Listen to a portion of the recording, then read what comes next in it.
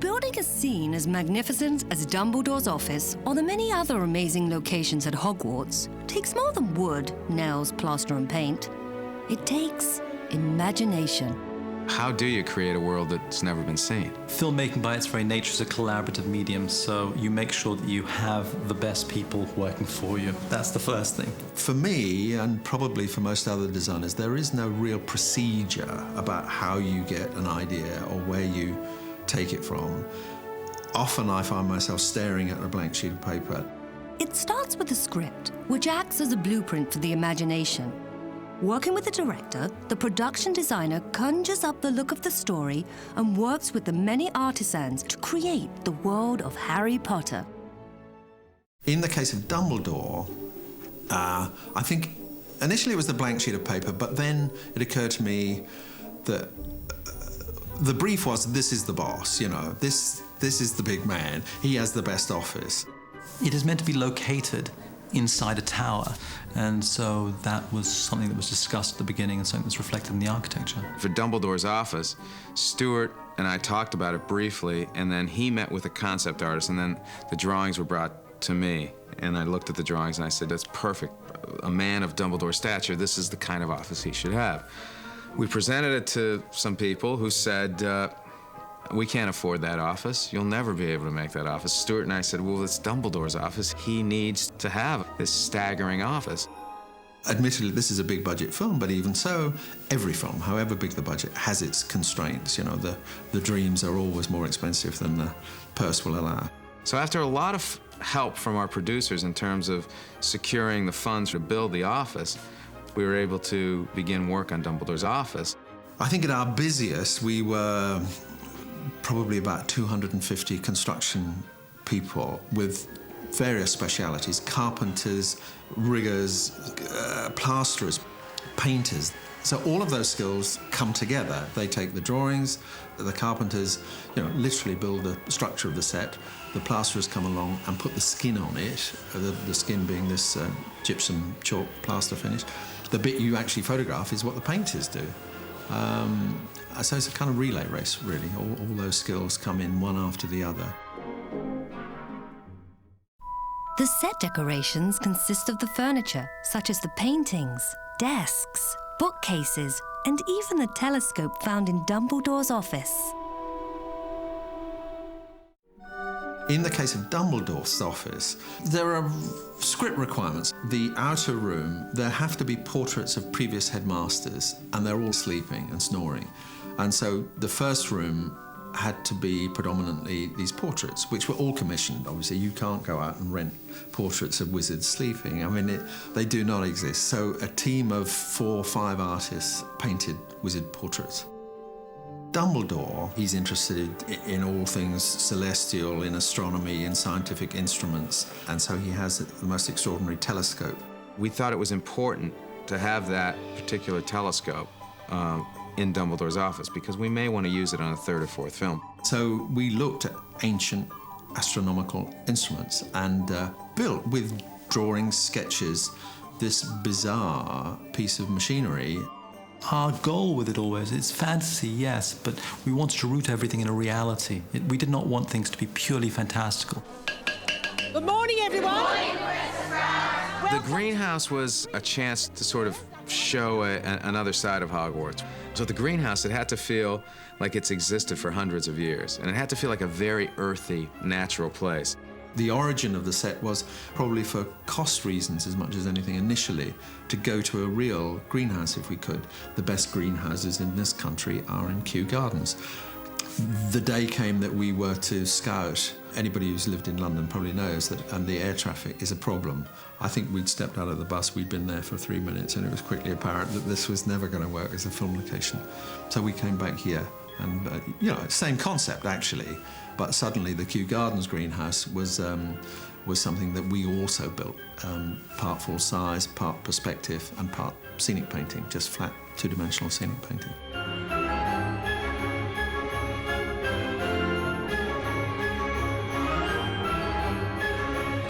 Today, we're going to repot mandrakes.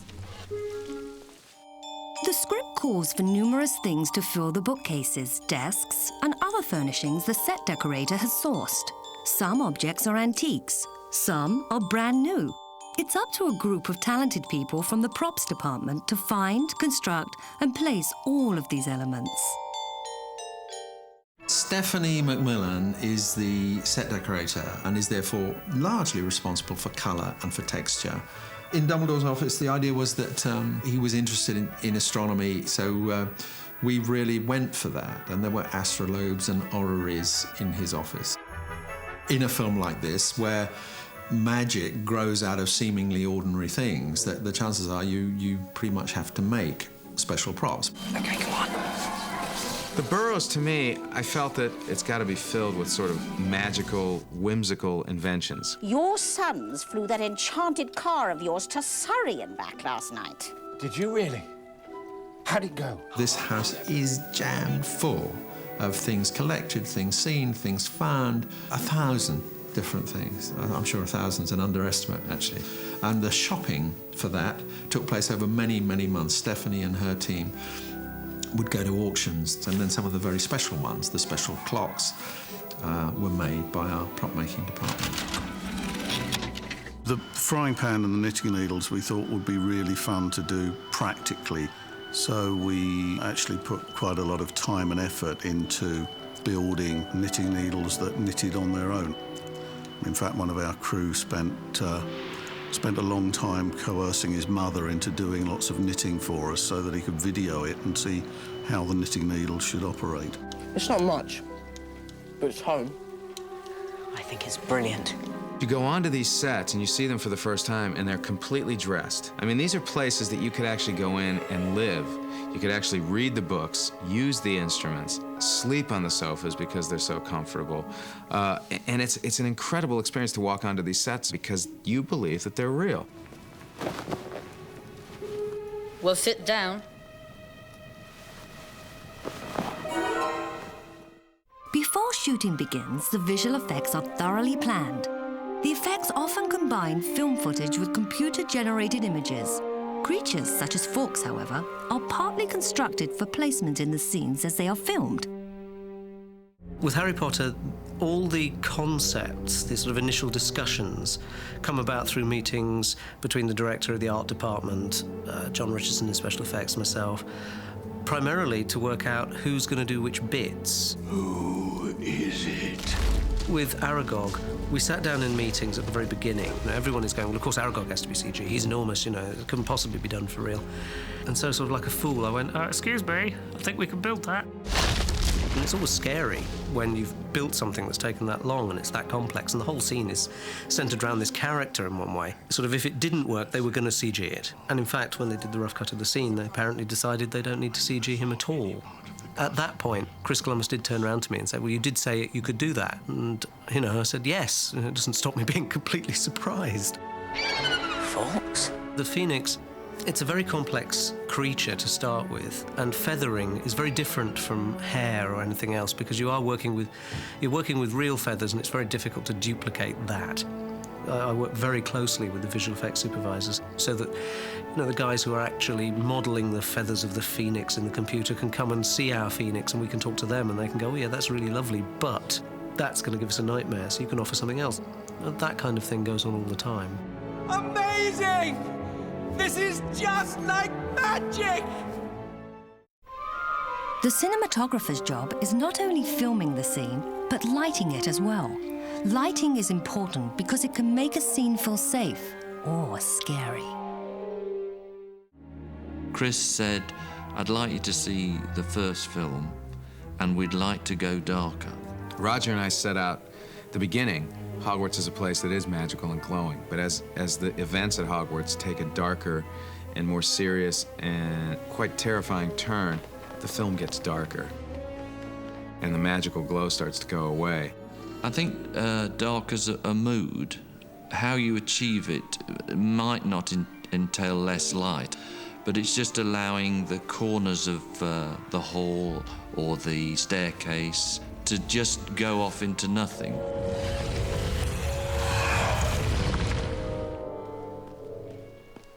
When we get into Dumbledore's office the second time in the film, everything's resolved, so it's a much happier, warmer place. Set and action. Be in your bonnet, Potter. When we get there the first time, Roger and I talked about it being a much more mysterious place because Harry is at a point in the film where he's questioning who he is. You see, I was wondering if you put me in the right house. He's questioning, could he potentially be the rightful heir of Slytherin? Could he be doing something evil without his knowledge? Set, action. We had a Steadicam operator on this film who was absolutely superb. He could move unlike anything I'd ever seen before. It liberated me as a director because I was actually able to stand next to him and take his shoulders at some point and turn him this way and that way. Know any spells? You actually become an active part of filmmaking because you're in there. In a sense, it was similar to the basilisk in the walls of Hogwarts, which is constantly moving and slithering around. We wanted that snake-like quality in the camera movement this time.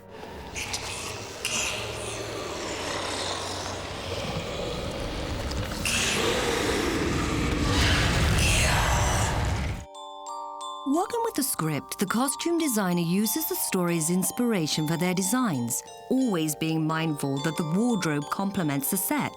Then, hair and makeup are designed to best visually express the personality of each character.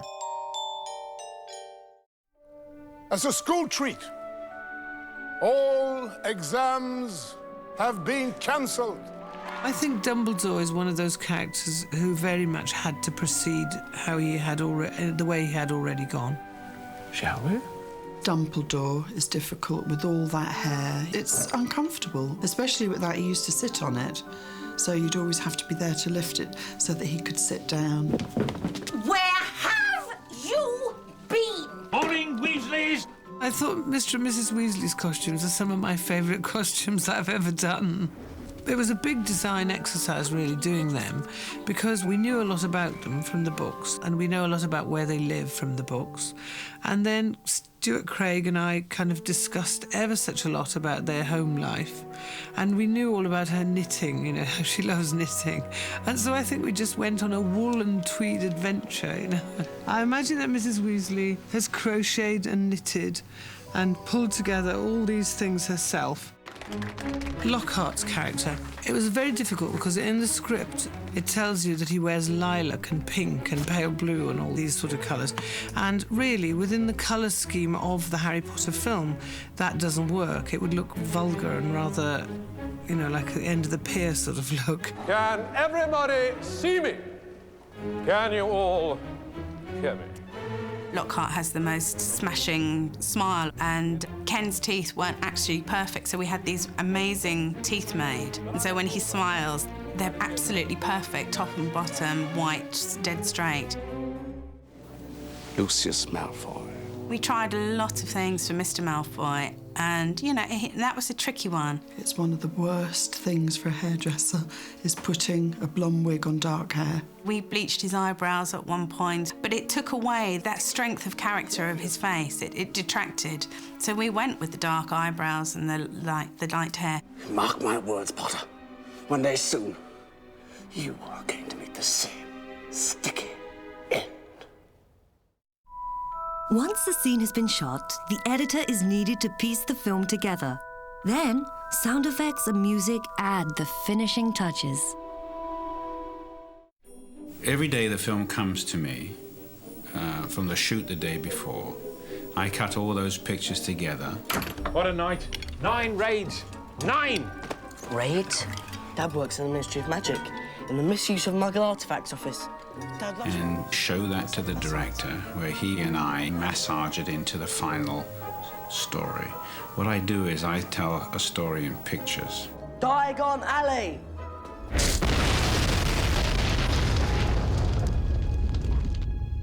And the effects editor, he does virtually the same sort of thing, but with effects. He enhances the movie. So if there's a door closing, he changes that to a much bigger door, perhaps, or he can change the whole sound of a car. So everybody's sort of making this baby grow and adding pieces, their own pieces, to the final contribution.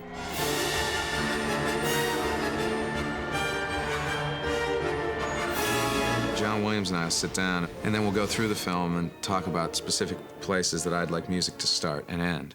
No one ever comes in here. Why? Moaning Myrtle. Who? Moaning Myrtle. Who's Moaning Myrtle? I'm Moaning Myrtle.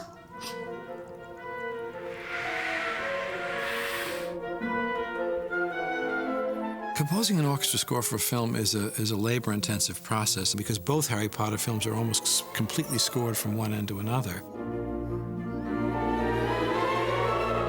We all recognize if we can see these films without music and then see them with it, we realize that some aspect of the nourishing blood of what makes a film work comes from the music. Harry! It's Hermione!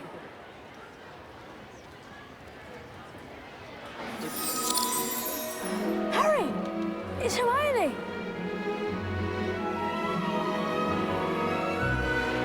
Actually, I think I spend more time thinking about that melodic material than film scores. And when it's successful, it's a great reward, I think, certainly for me personally, and hopefully for those people who take the music away and want to play it or learn it or hear it over again. It's the work of many talented people that make the magic finally come to life on film. Now, let's take a peek at the final results.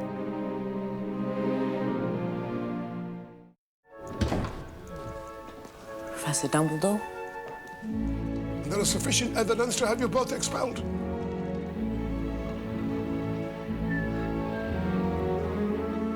So the Sorting Hat was right. I should be in Slytherin.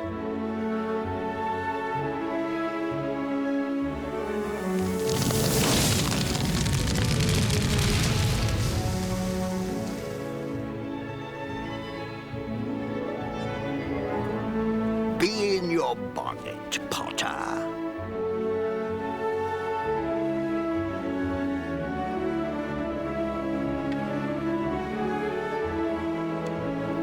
Very well, then. Off you go.